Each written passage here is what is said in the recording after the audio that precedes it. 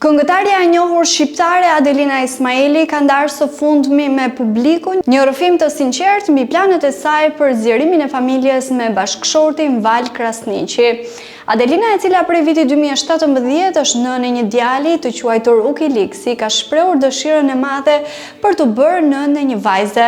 Në një intervistë për emisionin Goca dhe Gra, artistja tregoi se edhe pse me bashkëshortin nuk janë përqendruar me ngulm në këtë drejtim, dëshira për një fëmijë tjetër ka qenë gjithmonë pjesë e bisedave të tyre.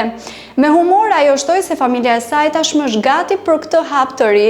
Ismaili theksoi gjithashtu se është e hapur të provojë edhe rrugën e fertilizimit in vitro nëse kjo do të jetë e nevojshme.